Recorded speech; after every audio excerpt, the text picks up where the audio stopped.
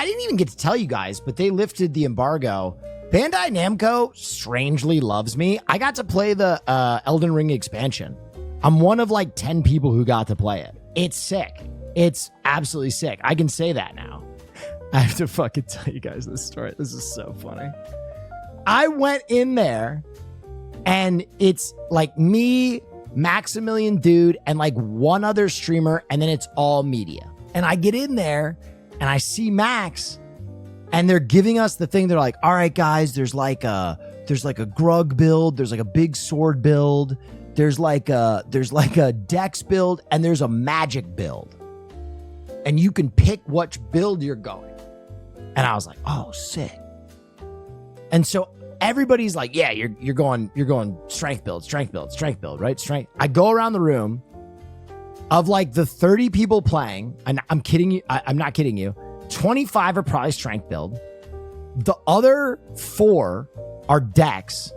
And I was like, no one is playing the magic build? No one is playing the magic build? I'll do the magic build. This will go great. Wrong. 2 spells. There were 2 spells. And one of the devs was walking around. And I was so frustrated. I pulled him aside and I was like, do you hate us magic users? And he was like, what are you talking about? I was like, 2 spells. 2 of them. I got to go back to the main game and go buy some spells. And he's like, well, we gave you like throwing knives and we gave you martial arts. And I was like, martial arts? What? And I was like, okay. All right. And I was just banging my head against the desk, like grumbling, even though this guy was like so nice. But it was kind of an unofficial, like Bandai Namco being like, don't play Magic. It's in the game, but don't do it. Okay. It's not what the game is made for. I have never felt so disenfranchised as a Magic user in an Elden Ring environment ever. I was like, these motherfuckers gave me 2 spells. 2 spells? 2 of them. What kind of mage is this?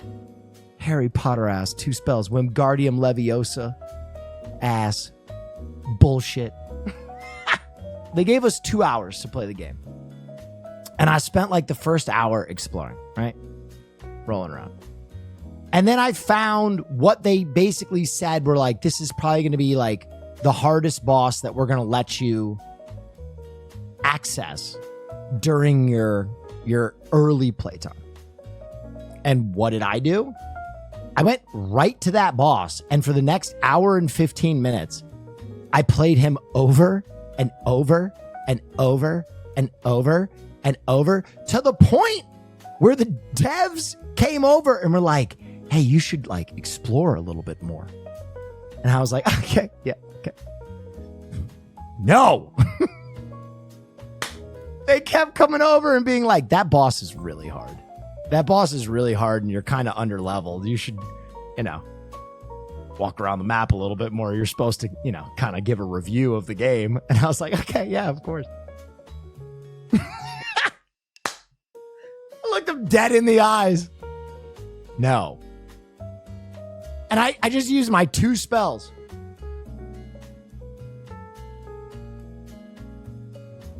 Like an idiot. I got the boss down on the last run to like 5% health. 5% health. And I'm like, come on. And as soon as I get there, they're like, all right, 2 hours is up. Controller's down, hands up. And I was like, I literally took the controller and I was like,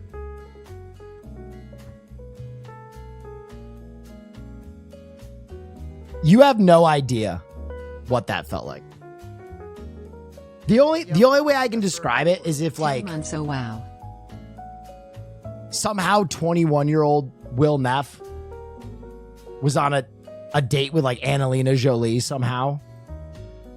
And like we're hitting it off. And then at the dinner table, I just shit my pants. Like that's what it felt like. It felt like I was so close to achieving ultimate pleasure, and I just fucking pooped my pants at the dinner table. 5% health left. Time's up. The game's incredible, bro. It's so sick. It's so fun. The way that they have set up, the way that you launch into the extra content just feels so cool. Like it opens up and you're just like in a whole nother, you know, when you walk out and there's that tree sentinel, and after you gut your way through the tree sentinel, it just feels like an open world. It literally feels like that. It's huge. It's so fucking huge. What were the spells they gave you bad? Yes! They were dog shit.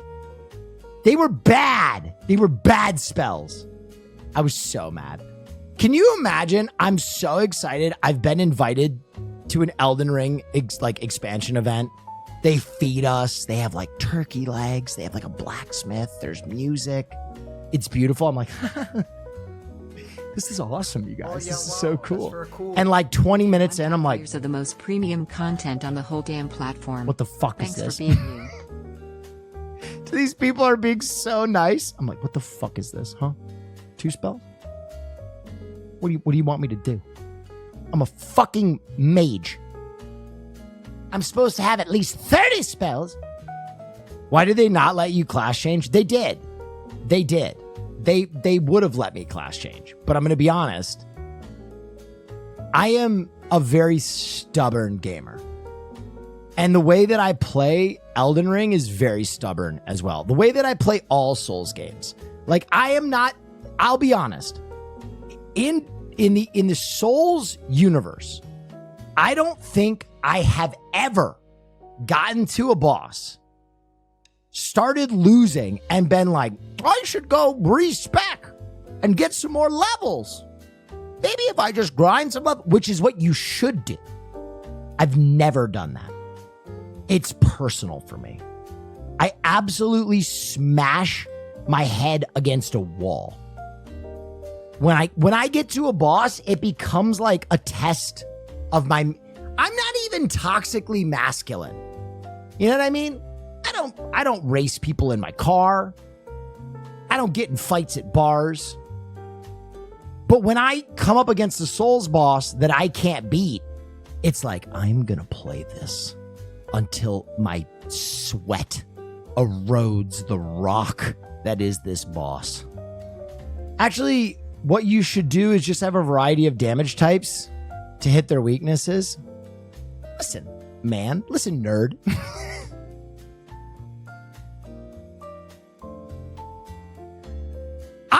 I'm gonna cast Boulder is what I'm gonna do. I'm gonna do this. No, to be honest, those people are just better at the game. People that take the time to figure out like all the different damage mechanics, you're playing the game right. But I think what happened, I'm gonna be honest, so I played Souls games like in college, but I wasn't like a streamer. And my first Souls game on stream was Sekiro. There was something like the first time I played Sekiro, I couldn't get past Lady Butterfly, and I attacked my controller with an axe, shattered my controller.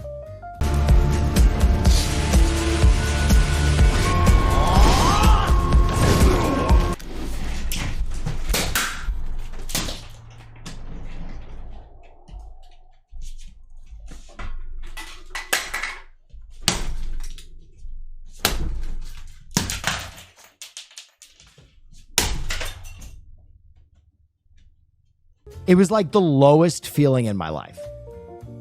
And I made this decision where I was like, I am going to beat this game, whether it fucking kills me or not. And I went back into that game. And I think Sekiro, like, there's not as much power leveling as you can do in that game. It's just get good, dork. It's just fucking get good, nerd. And I just got good.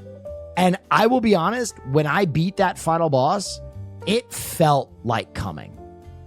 Like the feeling of elation that came over my body was just like, I really cannot get over. At the beginning, there's an intro. And they're like, The horrors that haunt our lands. Margit, the fell omen. Star Courage Ramadan. Malaketh, the Black Blade.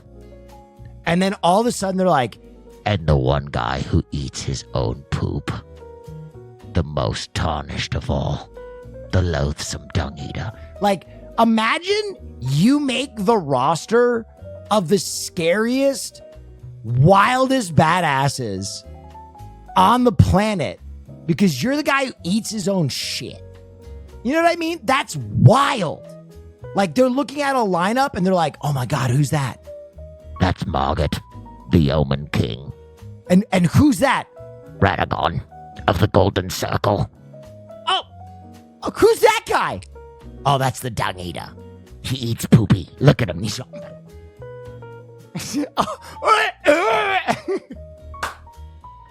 just unbroken eye contact. He's one of the bosses? yes. Does he do anything else? No. He doesn't even have a real boss fight. He doesn't even have a second phase. He just eats poop. Oh, God. He does have his own ending, though. What? Really? Yeah, you just burn everything down, and then you eat poop. Oh, God. The Bloodhound Knight severs his arms and fights with his own sanguine blood. The Fire Giant tears off his own leg and uses it as a club. And the Dung Eater, he eats his own shit. Oh! I want to know who at fucking FromSoft pitched him. You know what I mean? They're all at the boardroom and someone's like, I have an idea for a character. Okay, so he's gonna be called the Tree Sentinel, and he's gonna be the boss that you first encounter, and he's gonna be brutal. He's gonna be an 8-foot knight riding an armored horse. Okay, cool. That's great. George R. Martin, you've been working on something all day. Yeah, guys, I got something. So, as you all know, I wrote Game of Thrones. Okay, all right? I'm thinking that we have a character that eats his own shit. Okay?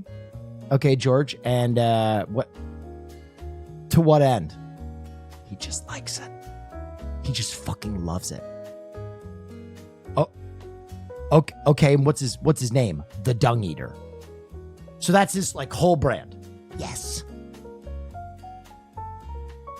Okay, so is he like a side boss, or is he just like a random character? No, he's one of the most integral characters in the entire game.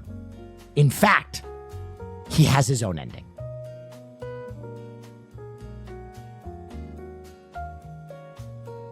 Okay. All right. Thank you, George. He's going in the game. All right. Okay. He eats his own poop. We heard, George.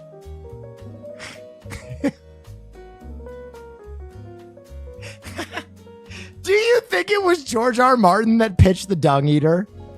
Just a room full of Japanese fucking businessmen?